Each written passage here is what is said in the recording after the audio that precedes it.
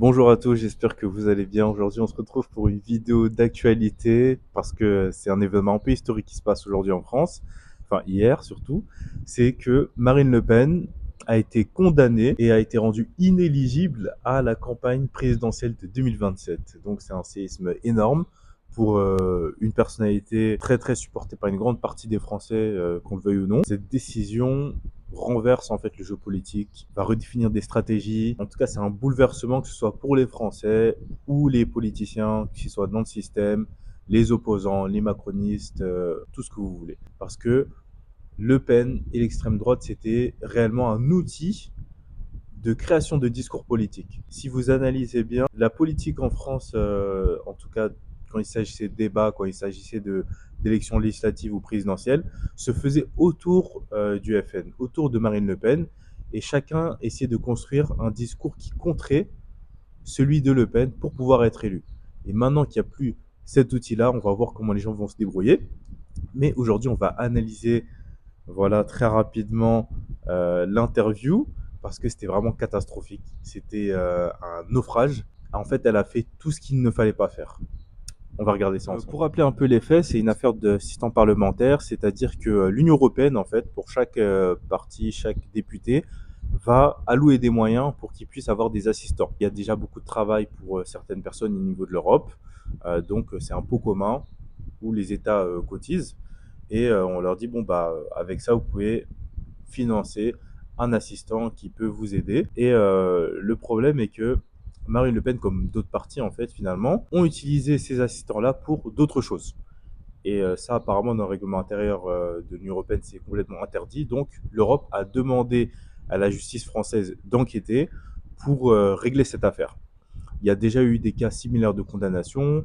Je crois que Bayrou aussi a été condamné, mais c'est pour des faits beaucoup plus faibles. Hein.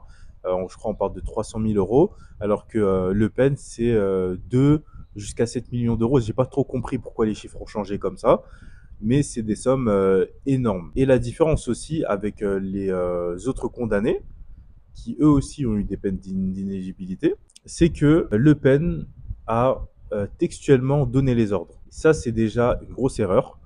Dans le monde de l'entreprise, ce qu'on m'a appris, c'est qu'il ne fallait pas écrire des choses par mail qui peuvent te compromettre. Et elle a donné les ordres directement par mail. Bayrou n'a jamais donné d'ordre par mail. C'est pour ça que lui, personnellement, n'a pas été trop touché par cette condamnation, quand il était dans le même cas. Mais Le Pen a donné directement l'ordre, il y a toutes les preuves. C'est pour ça que sa condamnation était quasiment inévitable. Mais ce qui va être intéressant, c'est la réponse de Le Pen, qui a été invitée au JT de TF1 hier soir à 20h et qui a justement déroulé un discours qui était nul, voire contre-productif et qui risque de se retourner contre elle. Déjà, ce qui m'a beaucoup choqué, c'est que le discours était centré sur elle-même. C'est-à-dire qu'elle s'est placée au centre de la condamnation, elle s'est mise comme victime principale d'un complot, de la justice, voilà, du système, alors que si vous regardez l'affaire, il y a eu 2 condamnés. Je crois qu'ils étaient au nombre de 8 et le parti aussi a été condamné. Donc, elle n'est pas la seule qui a eu cette peine d'inéligibilité. Elle n'est pas la seule qui a eu l'amende. Elle n'est pas seule qui a eu des peines de prison. Ce genre de choses. Il y a d'autres gens qui ont été touchés. Et venir à la télé et tenir un genre de discours centré sur elle, s'il y a appel, ça peut avoir des répercussions sur les autres. Et même politiquement, je pense que c'est pas une bonne chose parce qu'elle aurait dû prendre de la hauteur. Moi, ce que j'ai vu, c'était quelqu'un qui est hors d'elle, qui est dans sa colère, qui est dans ses émotions et qui cherche plus à défendre sa personne plutôt que l'intérêt général de son parti ou de son programme. Parce que la question, c'est pas elle en fait. La question que les Français vont se poser, qu'ils soient pour le RN ou pour d'autres partis, c'est pas est-ce que Le Pen va avoir un bracelet électronique ou non. Ça, les gens s'en fichent en fait. Les gens, ce qu'ils veulent savoir, c'est est-ce que le programme du FN pourra s'imposer. Est-ce que un candidat FN pourra être à la tête du pays. Et c'est là où elle a manqué vraiment quelque chose de gros qui était de se détacher, de dire voilà, ma personne, c'est pas le plus important. Le plus important, c'est le programme. Moi, je vais me battre pour faire l'appel le plus tôt possible, pour avoir ma liberté, mais le combat continue. Moi, c'est comme ça que je l'aurais fait. Parce que les gens, les électeurs ne votent pas pour Le Pen parce que c'est Le Pen. Les gens votent Le Pen parce que c'est un espoir pour eux. C'est ça qu'il faut comprendre. C'est que le vote Le Pen n'est pas un vote d'adhésion. La majorité des votants FN ne sont pas des gens qui ont leur carte, voilà, qui vont financer le parti, qui vont militer et tout. Le parti FN, c'est pas un parti militant. Le vote FN est un vote de colère contre le système, contre les dirigeants qui se sont succédés, qu'ils aient été de droite ou de gauche. Donc je pense que là aussi, c'était une erreur magistrale que d'avoir mis sa personne au centre du jeu. Parce que ça en fait une cible idéale et ça dessert en fait et ça dénature le message qu'elle doit porter qui est que l'intérêt et l'important c'est le parti, le programme et la victoire. Ensuite, deuxième erreur monumentale, ça qui va lui coûter je pense très cher si elle passe en appel, c'est qu'elle a attaqué les juges, elle a attaqué le système. Toute personne qui passe entre les mains de la justice un jour ou qui sait qu'il va passer entre les mains de la justice un jour sait qu'il ne faut pas s'attaquer directement au juge. Le juge a un droit de vie ou de mort sur ta personne. Juridiction, c'est-à-dire la possibilité de faire rejuger son affaire. Je pense que les juges se sont trompés.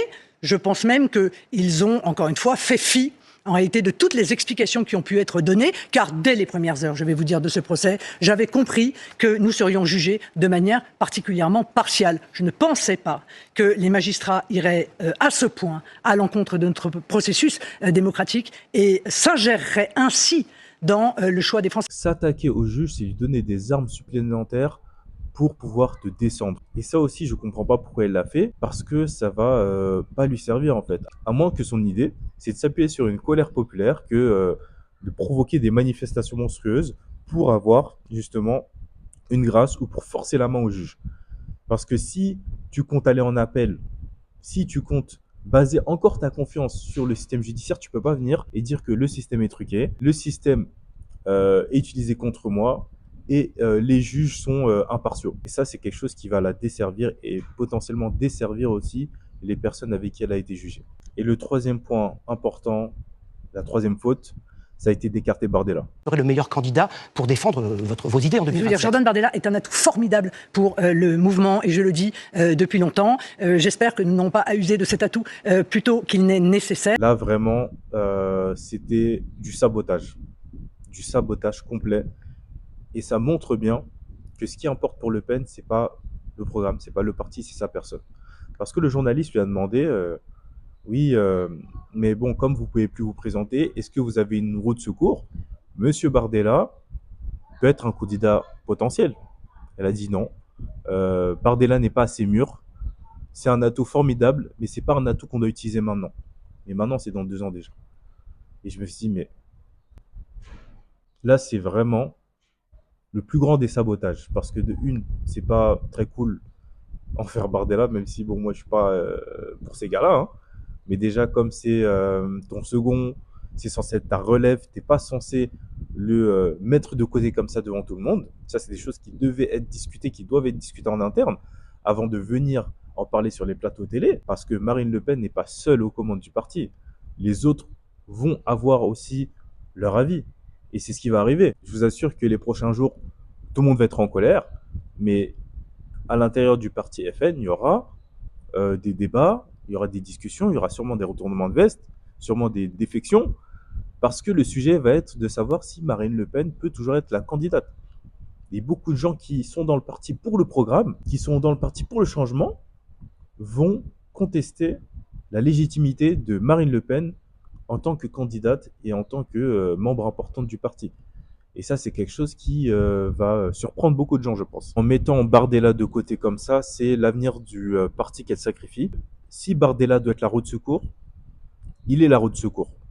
Si Marine Le Pen ne peut pas faire appel ou a un appel défavorable, automatiquement, c'est Bardella qui doit prendre la place. Il n'y a personne d'autre au FN qui peut prendre la place de Marine Le Pen. Même Bardella est très faible. S'il est devant quelqu'un, n'importe qui, au second tour des présidentielles, Bardella ne peut pas gagner. Il faut un temps de préparation. Préparation des esprits, préparation de Bardella, pour qu'il puisse un peu avoir le niveau, pour que les gens aient confiance, pour que les gens le connaissent mieux. Mais venir dire Bardella, c'est pas une solution, c'est te casser les jambes. Te casser les jambes, créer du désordre au sein du parti et casser la confiance. Parce qu'il y a beaucoup d'électeurs du FN ou de sympathisants ou de personnes qui se sentent assez proches du programme qui n'osent pas trop en faire à cause du nom Le Pen. qui n'osent pas aller jusqu'au bout. Et Bardella, c'était un peu, voilà, une seconde porte vers laquelle les gens pouvaient aller. Bardella, il est jeune, voilà, c'est quelqu'un soi-disant du peuple. Moi, je connais pas sa biographie, mais il est vu par les sympathisants comme quelqu'un avec qui on peut avoir de la proximité, quelqu'un de normal, de sympathique, quelqu'un qui pouvait attirer beaucoup d'électeurs. Et le mettre de côté comme ça, c'est un peu un crachat à la figure des sympathisants qui sont là pour le programme, qui sont là pour que leur vie change et qui sont là pour avoir quelqu'un qui puisse les correspondre et qui leur ressemble. Si Bardella, c'est cette personne-là, il fallait laisser Bardella. Ce qu'elle aurait dû faire, c'est ne pas en parler et attendre de se concerter avec les autres cadres du parti. Parce que c'est une équipe. En conclusion, durant cette interview, ce que j'ai vu, c'était beaucoup d'égoïsme. Marine Le Pen centrée sur elle-même, qui n'a pas montré son intérêt particulier pour le parti, pour les électeurs, pour les autres cadres. Elle a quasiment pas mentionné les autres condamnés qui ont pris aussi cher, enfin qui ont pris avec elle en tout cas. Elle n'a pas dit de mots doux pour les électeurs. Elle les a pas franchement rassurés et elle a un peu saboté sa relève en plus d'avoir saboté son appel en s'attaquant au système judiciaire. En tout cas, cette séquence politique va faire date et promet beaucoup de surprises et beaucoup de rebondissements. Bonne journée à tous.